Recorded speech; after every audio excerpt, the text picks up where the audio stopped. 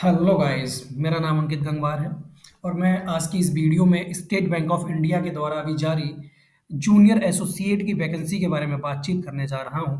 इस वीडियो में मैं आपको बताऊंगा स्टेट बैंक ऑफ इंडिया की जो जूनियर एसोसिएट की वैकेंसी है उसमें ऑनलाइन फॉर्म कब से कब तक भरा जाएगा, उसकी फीस, उसका पेरोल। इसके अतिरिक्त मैं आपको इस वीडियो में स्टेट बैंक ऑफ इंडिया कि जो एग्ज़ाम पैटर्न है जूनियर एसोसिएट के लिए, उसका प्री एग्ज़ाम का, मेंस एग्ज़ाम का इत्यादि के बारे में हम इस वीडियो में डिटेल में चर्चा करने वाले हैं। तो सबसे पहले जो भी banking aspirant state bank of India को इस साल टारगेट किए हुए थे, उन सब के लिए बहुत ही खुशखबरी की बात है कि स्टेट बैंक ऑफ इंडिया ने अपना क्लर्क का या जूनियर एसोसिएट का फॉर्म अभी रिलीज़ कर दिया है और जल्द ही इस महीने के लास्ट तक उम्मीद है, सॉरी इस महीने के लास्ट तक तो नहीं, लेकिन हाँ जनवरी के दूसरे या तीसरे हफ्ते तक उम्मीद है कि शायद पीओ का भी एप्लीकेशन फॉर्म जारी कर दिया जाए। अभी फिलहाल हम बात करते हैं, अभी स्टेट बैंक ऑफ इंडिया ने अपना जूनियर एसोसिएट का फॉर्म जारी किया है, ठीक है। ये आप देख सकते हैं स्टेट बैंक ऑफ इंडिया का जो रिक्रूटमेंट ऑफ जूनियर असिस्टेंट, ठीक है, सॉरी जूनियर एसोसिएट का ये फॉर्म है, रिक्रूटमेंट ऑफ जूनियर एसोसिएट। इस फॉर्म को भी इन्होंने जारी किया है। अगर हम इस online registration of application form की बात करते हैं, यानी कि आप आवेदन पत्र के लिए जो पंजीकरण करवा सकते हैं और जो फीस पेमेंट की अगर हम बात करें, तो उसकी जो दिनांक है आप 17 दिसंबर से लेके 7 जनवरी तक कर सकते हैं। यानी कि 17 दिसंबर से कल आज से ही ये फॉर्म ऑनलाइन हो गया है और ये फॉर्म 7 जनवरी तक रहेगा, यानी कि आप 17 तारीख से लेके 7 तारीख तक इस फॉर्म को फिल कर सकते हैं। जो भी इच्छुक कैंडिडेट्स हैं वो इसके लिए अप्लाई कर सकते हैं। अगर हम बात करते हैं इसका नेचर की, जॉब जो vacancy state bank of India ने जारी करी है जूनियर एसोसिएट की, इसका नेचर क्या होता है, तो सबसे पहले इसकी हम बात कर लेते हैं। देखो, ये जो वैकेंसी होती है स्टेट वाइज होती है, यानी कि हर एक स्टेट की अपनी अपनी वैकेंसी है। यहाँ पर आप देख सकते हैं, यहाँ पे सर्कल दिए गए हैं, उसके सामने में स्टेट दिया गया है, ठीक है। आप यहाँ पे नोट कीजिए, यहाँ सर्कल दिया हुआ है, यहाँ पे स्टेट दिया हुआ है, साथ में लैंग्वेज दी हुई है। अब इन तीनों का रोल इस वैकेंसी में बहुत ज़्यादा जरूरी हो जाता है, क्योंकि आप जो आवेदन पत्र करेंगे, आप जो आवेदन करेंगे एक ही राज्य से करेंगे, या हो सकता है कोई एक से ज़्यादा से भी करना चाहता हो तो कर सकता है, लेकिन ज़्यादातर कैंडिडेट एक ही राज्य से कोशिश करते हैं। अब वो उनकी मर्जी का राज्य होता है, लेकिन इस फॉर्म में जो ज़रूरी चीज़ हो जाती है वो वहाँ की लैंग्वेज हो जाती है। जैसे कि अगर मैं मेरी बात करता हूँ, मैं उत्तर प्रदेश से हूँ, मेरी जो मूल भाषा है वो हिंदी है। अगर मैं इस फॉर्म को गुजरात से भरता हूँ, अहमदाबाद से भरता हूँ, मुझे यहाँ पे दिख रहा है काफ़ी ज़्यादा वैकेंसी वहाँ पे है और मैं कोशिश करता हूँ कि मैं इसको गुजरात से भर लूँ, तो मुझे वहाँ पर लास्ट में क्या हो जाएगी, दिक्कत हो जाएगी, क्योंकि मेरी जो भाषा है गुजराती नहीं है। मुझे गुजराती बोलनी नहीं आती है, पढ़नी नहीं आती है, तो ये मेरे लिए क्या करेगा, लास्ट में दिक्कत की बात कर देगा, ठीक है। तो आप लोग जब भी इस फॉर्म को भरेंगे तो अपना सर्कल ज़रा सोच समझ के चुनिएगा, जो भी आप चुनेंगे, सर्कल की लैंग्वेज एक बार ज़रूर देख लें कि वो लैंग्वेज आपको आती है कि नहीं आती है। क्योंकि लास्ट में मेंस के बाद में क्या होता है, इसमें लैंग्वेज वाला टेस्ट होता है, जो कि बहुत ज़्यादा ज़रूरी होता है। अब अगर हम बात करते हैं इस पूरे नोटिफ़िकेशन से, जो मेन-मेन चीज़ें हम सबसे पहले वो उठा लेते हैं, ठीक है? इसमें यहाँ पर अगर हम बात करते हैं इसकी एसेंशियल एकेडमिक क्वालिफ़िकेशंस की बात करें, तो जो ग्रेजुएशन आप किसी भी डिसिप्लिन में अगर आपके पास है, ठीक है? तो आप इसके लिए क्या कर सकते हैं, अप्लाई कर सकते हैं। साथ ही इन्होंने जो पासिंग डेट बताई हुई है, वो 31 दिसंबर 2024 है।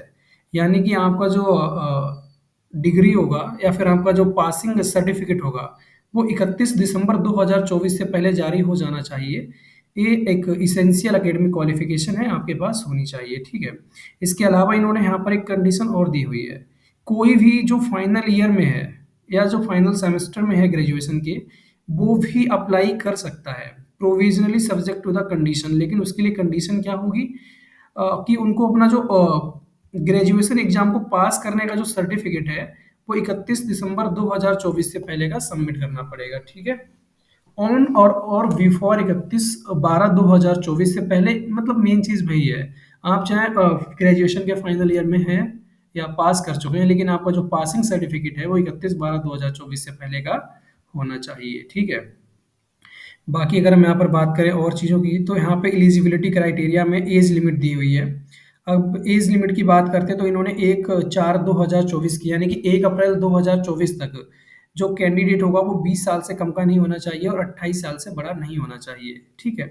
यानी कि आपका जो अगर डेट ऑफ बर्थ 2/4/1996 से 1/4/2004 के बीच में है, तो आप क्या कर सकते हैं, या फिर 2/4/1996 से लेके 1/4/2000 तक अगर आपका डेट ऑफ बर्थ इस रेंज में आता है या फिर ये दोनों डेट्स भी आपकी अगर डेट ऑफ बर्थ हैं, तो आप एसबीआई जूनियर एसोसिएट का फॉर्म फिल कर सकते हैं। इसके अलावा अगर आप किसी कैटेगरी से जैसे कि एससी, एसटी, ओबीसी या पीडब्ल्यूबीडी इत्यादि कैटेगरी से बिलोंग करते हैं, तो आपको यहाँ पर क्या मिलेगा, एज रिलैक्सेशन भी मिलेगा। इसके लिए आपको आवश्यक सर्टिफिकेट यहाँ पर देने पड़ेंगे। इसके अलावा यदि आप एक्स सर्विसमैन है, विडो है, डिवोर्स वुमेन है या ट्रेंड अप्रेंटाइज एसबीआई के हैं, तब भी आपको यहाँ पर एज रिलैक्सेशन की क्या मिलती है, प्राप्त होती है। ठीक है, ओके। अब अगर हम यहाँ पे और आगे बात करते हैं, इसमें हमारे पास जो मेन चीज़ें इस एप्लीकेशन इस एडवर्टीजमेंट से हैं, हम वो उठा लेते हैं सबसे पहले। ठीक है।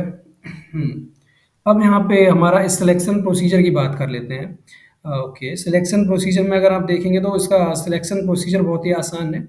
आपको सबसे पहले क्या होता है, फेज़ 1 का एग्ज़ाम देना होता है, जिसको हम क्या बोलते हैं, प्री की एग्ज़ाम भी बोलते हैं। ठीक है, प्रारंभिक परीक्षा के नाम से भी इसको जानते हैं। ये जो प्री की एग्ज़ाम होगी या जो प्री परीक्षा होगी, इसमें हमारे 3 सेक्शन होते हैं। इंग्लिश लैंग्वेज का एक सेक्शन होता है, न्यूमेरिकल एबिलिटी होती है और तीसरा सेक्शन होता है रीजनिंग एबिलिटी का। ठीक है, बाईलिंगुअल एग्जाम होता है। इंग्लिश वाला सेक्शन केवल इंग्लिश में आता है, न्यूमेरिकल और रीजनिंग बाईलिंगुअल होता है। ठीक है, अगर हम बात करते हैं नंबर ऑफ क्वेश्चंस की, तो इंग्लिश के 30 क्वेश्चन आएंगे, न्यूमेरिकल एबिलिटी के 35 क्वेश्चन आते हैं, रीजनिंग के 35 क्वेश्चन आते हैं और 20-20 मिनट का आपको सेक्शनल टाइम मिलता है। यानी कि ओवरऑल 100 क्वेश्चंस होते हैं, 100 नंबर के होते हैं और 1 घंटे का आपका क्या रहता है, प्री का एग्ज़ाम रहता है। और प्री एग्ज़ाम को क्वालिफाई करने के लिए आपको एक मिनिमम कट ऑफ, एक मिनिमम मार्क्स की ज़रूरत पड़ती है, यानी कि आपको कट ऑफ क्लियर करनी पड़ती है। उसके बाद आप मेंस के लिए एग्ज़ाम देने के लिए जाते हैं। अगर हम मेंस एग्ज़ाम के स्ट्रक्चर की बात करें, तो यहाँ पर क्या-क्या होता है, आप देख सकते हैं टोटल 190 क्वेश्चन आने वाले हैं, 200 नंबर के क्वेश्चन होते हैं और 2 घंटा 40 मिनट का टाइम होता है। इसमें जनरल अवेयरनेस के जो क्वेश्चन होते हैं वो 50 क्वेश्चन होते हैं, 50 मिनट के, सॉरी 50 मार्क्स के, समय रहता है 35 मिनट। जनरल इंग्लिश में क्या होता है मेरे भाई, 40 क्वेश्चन 40 मार्क्स के होते हैं, क्वांट में 50 क्वेश्चन 50 मार्क्स के, एंड रीजनिंग एबिलिटी में जो और कंप्यूटर एप्टीट्यूड में जो 50 क्वेश्चन आते हैं वो 60 मार्क्स के आते हैं। ठीक है, आई होप यहाँ तक सभी को क्लियर होगा। और ये हमारा स्टेट बैंक ऑफ इंडिया के जूनियर एसोसिएट का क्या है मेरे भाई, एग्जाम पैटर्न है। आप यहाँ पे पहले प्री एग्जाम देते हैं, फिर मेंस एग्जाम देते हैं। मेंस एग्जाम आपका क्या होता है, सिलेक्शन वाला एग्जाम होता है, यानी कि मेंस एग्जाम में जो आप नंबर पाएंगे उसी के आधार पे आपका क्या बनता है, फाइनल मेरिट बनता है। हालांकि आपकी फाइनल मेरिट निकलने से पहले एक मेरिट और बनती है, जो कि मेंस एग्जाम के बेस पे ही बनती है, और उसके आधार पे आपको लैंग्वेज के टेस्ट के लिए बुलाया जाता है। भाषा वाला जो टेस्ट होता है, जो भाषा की जानकारी है उसकी उसके लिए आपको बुलाया जाता है। और उस एग्ज़ाम को क्वालिफ़ाई करने के बाद में फिर आपका फाइनल क्या बनता है, मेरिट लिस्ट बनता है, जो कि किसके बेस पे बनता है मेरे भाई, वो बनता है मेंस एग्ज़ाम के मार्क्स के बेस पे, उसी के बेस पे आपका सिलेक्शन भी होता है। अब यहाँ पर आप देख सकते हैं। ठीक है, ओके। हुँ। अगर हम इसकी बात करते हैं प्री एग्ज़ाम्स की, तो यहाँ पर जो टेंटेटिव डेट इनकी, यानी कि संभावित जो डेट बताई जा रही है, फरवरी के महीने में एग्ज़ाम होने को है। काफ़ी बढ़िया टाइम मिल जाएगा। अभी दिसंबर का, अभी मिड दिसंबर चल रहा है, फरवरी की शुरुआत में शायद एग्ज़ाम होगा, पहले या दूसरे वीक में। तो काफ़ी 1 डेढ़ महीने का टाइम मिलने वाला है। काफ़ी बढ़िया गैप है, आप सभी तैयारी पे जुट जाइए। जिस भी भाई-बहन का पहला फर्स्ट टाइम होगा, वो बहुत अच्छे से मेहनत कर लें, काफ़ी बढ़िया टाइम मिलने वाला है आप लोगों को प्रैक्टिस का। जिसका जो रीअपीयर करने वाले हैं, उन सभी के लिए भी बहुत-बहुत बढ़िया मौका है। आप सभी को मैं दिल से शुभकामनाएँ देता हूँ कि आप इस बार इस एग्ज़ाम को अवश्य पार करें और अपना जो ड्रीम जॉब है, स्टेट बैंक ऑफ इंडिया में जॉब पाने का जो आपका सपना होता है, जो ड्रीम होता है, उसको उसको पूरा पाएँ, उसको पूरा करें। ठीक है? अगर अब हम यहाँ पे बात कर लेते हैं, जो सबसे ज़्यादा ज़रूरी चीज़ होती है कि भैया इस नौकरी में पे स्केल क्या रहेगा? यानी कि जब आप नौकरी में लग जाओगे तो आपको कितना पैसा स्टेट बैंक की तरफ से प्राप्त होगा। तो आप यहाँ पे इसका पे स्केल देख सकते हैं। ठीक है? इसमें आपको क्या मिलेगा, ₹24,050। ये ₹24,050 आपका इनिशियल सैलरी है। ठीक है? ये क्या दिया हुआ है इन्होंने, पे स्केल स्टार्टिंग बेसिक पे से 26,730। अच्छा, अच्छा, ये पे स्केल दिया हुआ है, सॉरी, सॉरी, सॉरी। यहाँ पर आपको पे स्केल दिया हुआ है, ठीक है? अब यहाँ पर आप देखेंगे, इसमें जो आपका बेसिक पे जो स्टार्टिंग इन्होंने अलग से लिख ही दिया हुआ है कि आपका जो स्टार्टिंग बेसिक पे रहेगा वो ₹26,730 रहेगा, ठीक है? और जो स्टार्टिंग बेसिक पे ₹26,730 है, इसमें ₹24,050 उसके साथ में आपको 2 एडवांस इंक्रीमेंट मिलेंगे ग्रेजुएट्स जो हैं। मतलब जो भी स्नातकधारी, यानी कि आप सभी स्नातक वाले तो होंगे ही, तो आपका जो यहाँ पर मेन जो चीज़ है, आपका जो बेसिक पे रहने वाला है वो 26,730 रुपए रहने वाला है। और अगर हम इसके अन्य अलाउंसेस की बात करें जिसमें हमारा डीआरए, डीए सॉरी, एचआरए ये सब शामिल होता है, तो उसके बाद आपको जो ओवरऑल जो एक मुंबई जैसी अगर आप सिटी में है तो वहाँ पर आपको 46,000 रुपए क्या मिलेगा, पर मंथ सैलरी मिलेगा। ये ग्रॉस सैलरी है मेरे भाई, ठीक है। ये कौन सा सैलरी होता है, ग्रॉस सैलरी, यानी कि आप जो ओवरऑल सैलरी बनेगा 46,000, तो आपके हाथ में जो इन हैंड सैलरी है अप्रोक्स 44 से 43 हजार तक आ जाएगी। ठीक है, काफ़ी बढ़िया है शुरुआत करने के लिए, काफ़ी अच्छी जॉब है। और स्टेट बैंक ऑफ इंडिया काफ़ी बड़ा ब्रांड भी है भारत के अंदर बैंकिंग क्षेत्र में। तो आप सभी इसके लिए बढ़िया से मेहनत कीजिए, और मैं उम्मीद करता हूँ कि आप सभी, जो भी मेरे भाई बहन, मेरे व्यूअर्स इसको देख रहे हों, वो एग्ज़ाम को पास कर जाएँ। ठीक है।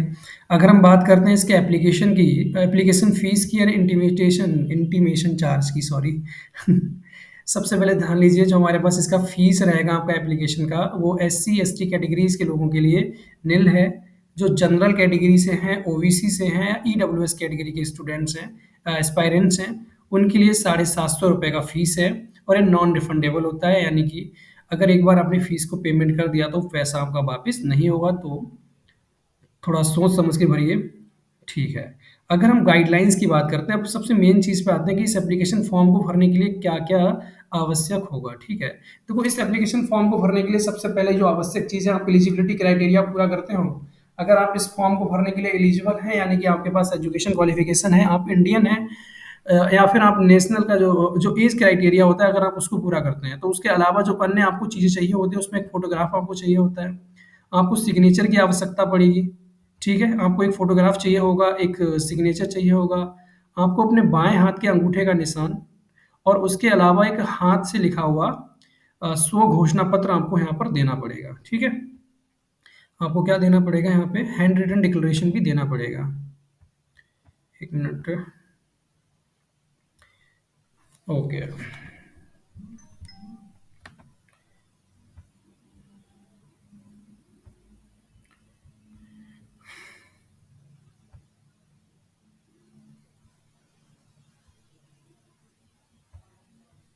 हुँ। और इसका जो हैंड रिटन डिक्लेरेशन है, वो आप यहाँ पर देख सकते हैं, लिखा हुआ है। इसको मैं यहाँ पे हाइलाइट कर देता हूँ, आप इसको स्क्रीनशॉट कर लीजिए और इसको आपको अपने हाथों से लिखना पड़ेगा।